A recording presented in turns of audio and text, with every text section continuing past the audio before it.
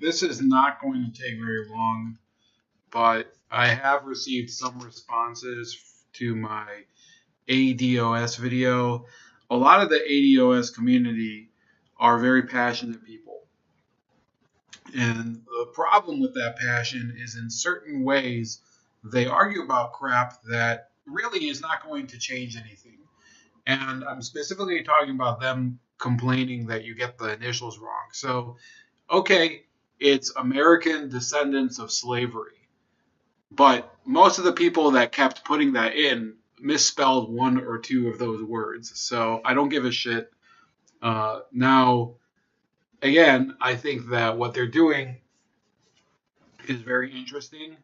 I don't know if it's going to lead anywhere. I remember one of the people that was a supporter of it was that crazy idiot from Georgia, Rami Ozi Frempong, who's, he's basically been in the news lately for essentially berating his white students or something. I think over a year ago he was on tape basically ranting about how eventually there's going to be a situation where he's going to be like shooting at the police or throwing grenades or something. The ADOS movement, there are some very intelligent people in it, like Sandy. I think his name's Sandy Darity, and then there's Antonio Moore, who I'm looking at one of his posts at the moment. But just because there's intelligent leaders to the movement doesn't mean that it's a movement that people are really going to be able to promote. And one of the problems is that they'll latch on to a candidate, whether it's now they were supporting at the time when Arami was a major part of that group and he was on Yvette Carnell's show. They were supporting this idiot Jesse Neville, who was running. He was a white guy running for mayor of St. Petersburg or something in Florida. And nobody voted for the guy because the people who actually live in St. Petersburg aren't going to vote for some douche who's like 22 years old and the only major platform position he has is reparations for slavery. People vote in a municipal election because they want better trash picking. Okay? You're just going to have to accept that, ADOS. There is people are not going to vote for a mayor who's focused on reparations. Okay. And then you have Antonio Moore. I don't know if he's going to ask this question, but he probably should, which is, what difference would it make if you give $100 billion in reparations for slavery? But if you look at the total number of African Americans, it's for about 45 million. What happens when you divide 100 billion by 45 million? You get $2,222.22. Now, the fact is that you do have,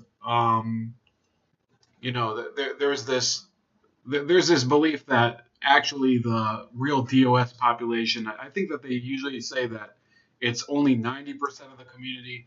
So let's take this down to 4.05.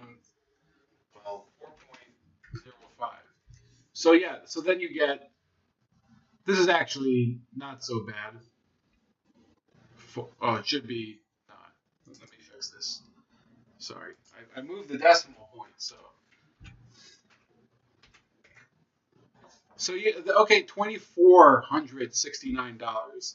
So their proposal is this, if they accept what she's talking about, which I don't know if they will, that reparations for slavery are gonna, she's proposing to give $100 billion to African descendants of slaves, which would give each one $2,469.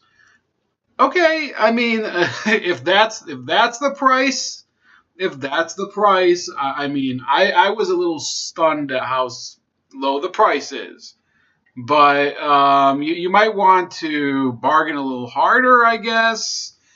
The point of the matter is that these people are just, come on.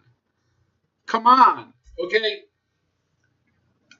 You're first of all, Congress would have to appropriate that anyway. So the person running for president would have to bitch to Congress for months and months and months and then not get it because the Senate might not vote for it if the Senate is Republican.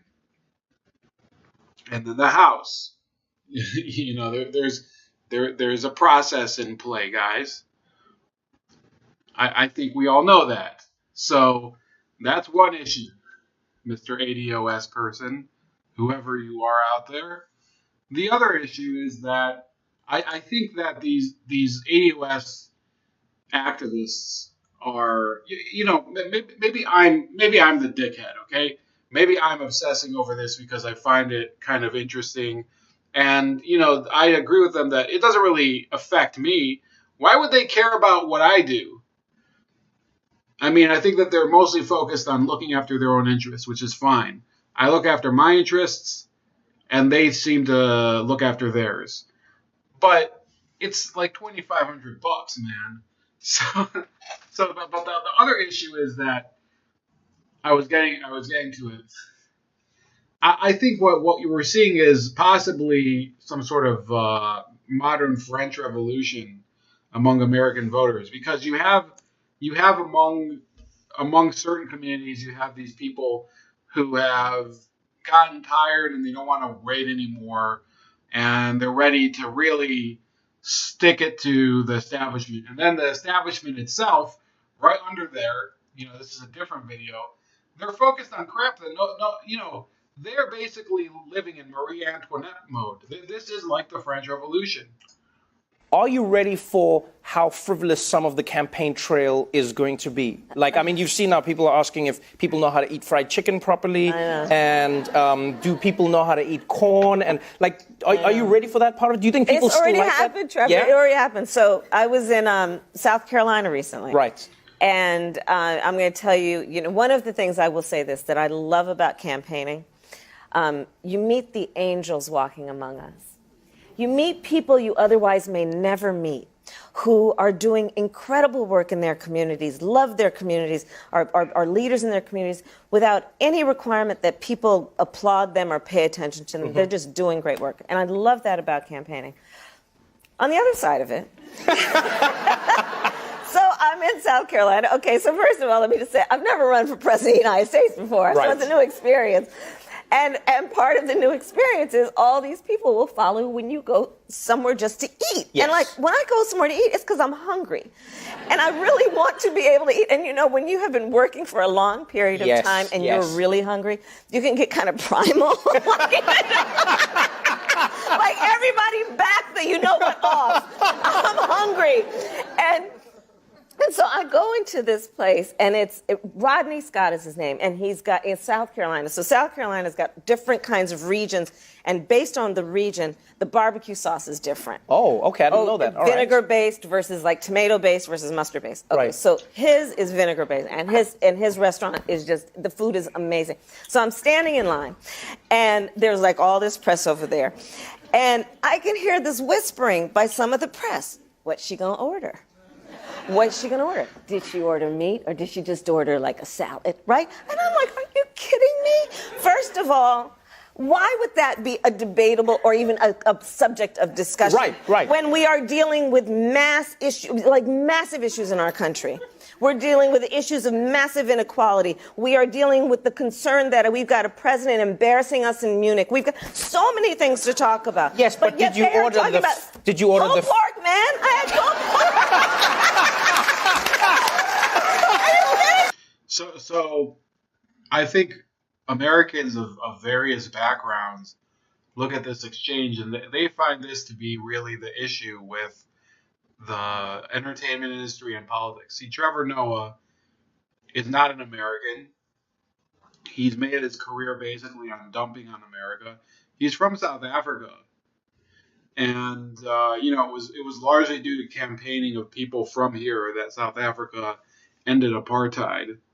Okay, it wasn't through the efforts of countries, in the Far East or anything like that. It was largely due to there were other countries that supplied to the rebel groups or whatever, but supplied arms. But in terms of civil support, it was really people from countries like this one and countries like the UK. But in terms of the ADOS debate, those people would hate these two, and they already hate Kamala Harris because she is just pandering and she doesn't know what the hell she's talking about, and she's like it's almost as if she's visiting a foreign country when she says she's going to a barbecue joint in South Carolina. I personally, I can't go to those places. I'm not going to pretend. That's why I couldn't run for office. I can't eat food anywhere. Okay, I have to kind of watch where I eat. It's just a fact. So I'm not going to go screw around and pretend that I'm going to enjoy people's food that I just can't eat. I'm sorry. But for Trevor Noah, who is South African, and for her, these ADOS activists, they definitely look at them as some sort of privileged elite that wants to usurp the position of black people who were born here. And, I started off this video kind of dumping on them, but the truth is that, yeah, I understand one aspect of it, okay? You don't want to be represented by people that don't really represent you. So, um, I really do think that people are underestimating the effect of this. I saw a poll today that said that Kamala Harris is polling at about, I think that said like 14% in South Carolina, way behind Joe Biden and Bernie Sanders, and I think somebody else was ahead of her there. She's just not doing very well, and that's a state she would need to win in order for her candidacy to be viable. So I think that this is not something that people should ignore. I think people should really, she said, well, there's so many issues we could be talking about instead of talking about the barbecue or the salad or something.